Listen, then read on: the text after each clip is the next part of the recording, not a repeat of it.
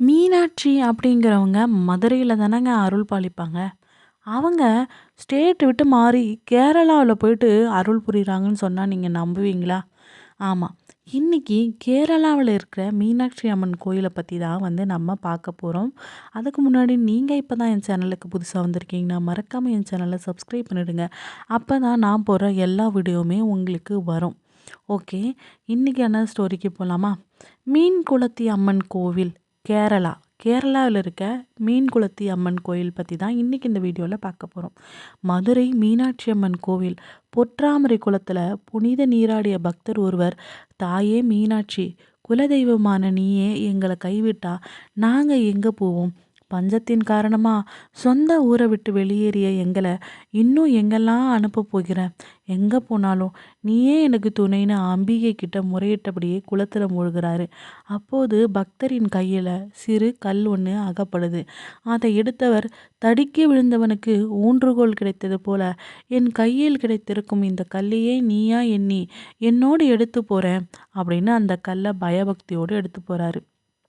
பக்தர் மற்றும் அவரை சார்ந்தோரின் பயணம் அங்கிருந்து கேரளாவை நோக்கி தொடர்ந்தது. தோப்புகளும் குளங்களும் நிறைந்த பச்சை பசேலென்ற பூமி அவர்களை வரவேற்றது. மீனாட்சி அம்மனை வணங்கி அந்த இடத்திலேயே தங்கி தங்கள் குலத்தொழிலான வைர வியாபாரத்தை துவக்குறாங்க.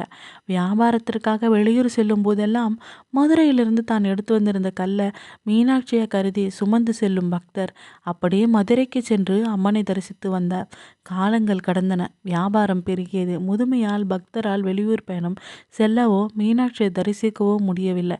அதனால ஒரு நாள் மீனாட்சி அம்மை கல்லோடு ஒரு பனை ஓலை குடையும் தூக்கி கொண்டு வெளியூருக்கு பயணித்தார் அந்த பக்தர். வழியில குளக்கரையில தன் மூட்டை முடிச்சுக்கல அவற்றின் மீது பனை ஓலை குடையும் வைக்கிறாரு. அங்கே மாடு மச்சிக்கிட்டு இருந்த இரு சிறுவர்களை கூப்பிட்டு தன்னுடைய பொருட்களை பார்த்துக்கொள்ளும்படி சொல்லிட்டு குளத்துல இறங்கி நீராடிவர், தாயே மீனாட்சி, உன்னை தேடி வரும் இந்த அடியவனுக்கு உடன் பலத்தையும் குறைத்து விட்டாயே, நீயாவது என்னை தேடி வரக்கூடாதா அப்படின்னு நீராடி கரையேறாரு.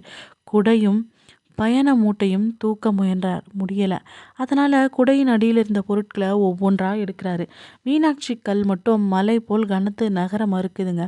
மனம் பதறிய பக்தர், தாயே, வேதங்கள் உட்பட முனிவர்களும் தேவர்களும் உன்னை தேடி அலையும் போது என்னை நீ தேடி வரக்கூடாதா என்றதால் என்னை சோதிக்கிறாயா அப்படின்னு புலம்பியவர் காரணத்தை அறிய பிரபல ஜோதிடர்கிட்ட போய் நடந்ததெல்லாம் சொல்றாரு.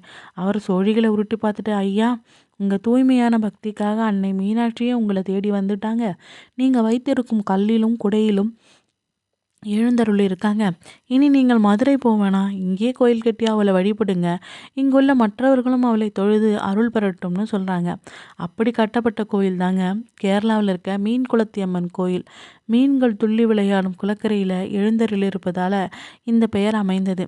அடியாரின் துயர்த்திக்க அன்னையே எழுந்தருளிய அற்புதமான இந்த திருத்தலம் பாலக்காட்டிலிருந்து 20 கிலோமீட்டர் தொலைவில் பல்லசேனா அப்படிங்கிற இடத்துல இந்த கோயில் இருக்கான். தேடி வந்து அருள் செய்த அன்னை நமக்கும் அருள் புரியட்டும். தேங்க்ஸ் ஃபார் வாட்சிங் ரியா டாக்ஸ். மறக்காமல் இந்த கதை உங்களுக்கு பிடிச்சிருந்தா என் சேனலை சப்ஸ்கிரைப் பண்ணிடுங்க. அப்படியே உங்களுக்கு பிடிச்சவங்களுக்கும் இந்த வீடியோவை ஃபார்வர்ட் பண்ணுங்கள். பாய் பாய்.